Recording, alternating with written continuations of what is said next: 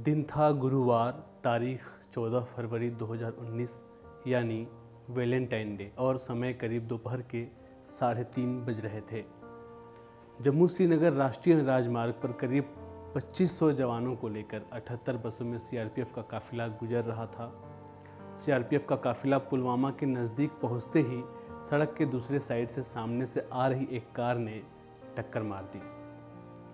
टक्कर के बाद विस्फोटकों से लदी इस कार ने ऐसा धमाका किया जिससे पूरा देश दहल उठा।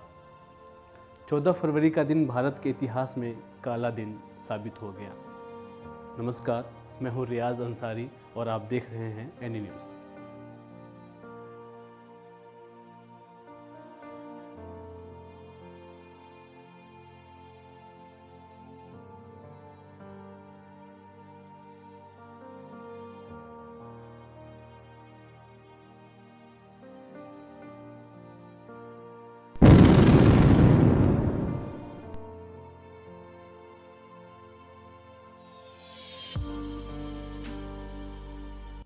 धमाके के बाद न सिर्फ जवान शहीद हुए बल्कि बस के परखच्चे भी उड़ गए। यह हमला था या फिर कुछ और, यह बात भारतीय जवान जब तक समझ पाते, आतंकियों ने गोलियां बरसानी शुरू कर दी। इसके बाद भारतीय जवानों ने भी तुरंत पोजीशन ली और काउंटर फायरिंग शुरू कर दी।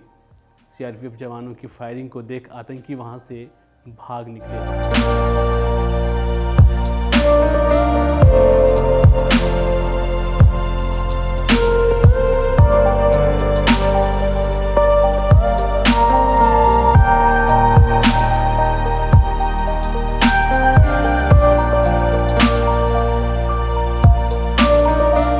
इतना ज़बरदस्त था कि कुछ देर तक सब कुछ धुआं धुआं हो गया। जैसे ही धुआं हटा वहाँ का दृश्य इतना भयावह था कि इसे देख पूरा देश रो पड़ा। उस दिन पुलवामा में जम्मू श्रीनगर राष्ट्रीय राजमार्ग पर जवानों के शव इधर उधर बिखरे पड़े थे। चारों तरफ खून ही खून और मांस के टुकड़े दिख रहे थे। पूरे देश में हाहाकार मच गया क्योंकि तब तक हमारे देश के 40 बहादुर जवान शहीद हो चुके थे।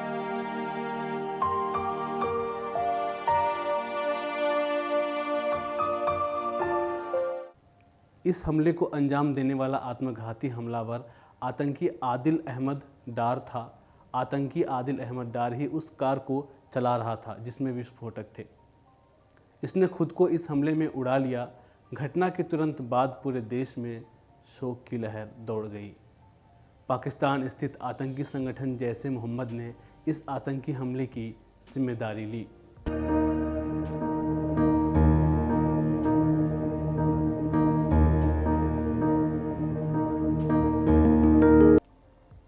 पुलवामा हमले के ठीक 12 दिन बाद 26 फरवरी को भारतीय वायुसेना ने पाकिस्तान स्थित बालाकोट में आतंकी संगठन जैश ए मोहम्मद के ठिकानों पर एयर स्ट्राइक कर दिया।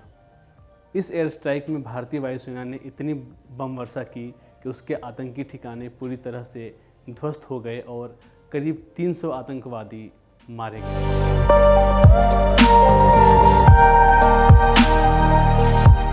भारतीय वायुसेना ने बालाकोट में आतंकी शिविरों को नस्ता नाबूद कर दिया और पुलवामा अटैक का इस तरह से बदला लिया। इन दो घटना के बाद भारत और पाकिस्तान के बीच तनातनी खूब बढ़ गई। भारत ने पुलवामा अटैक में शामिल सभी आतंकवादियों को भी धीरे धीरे मार गिराया।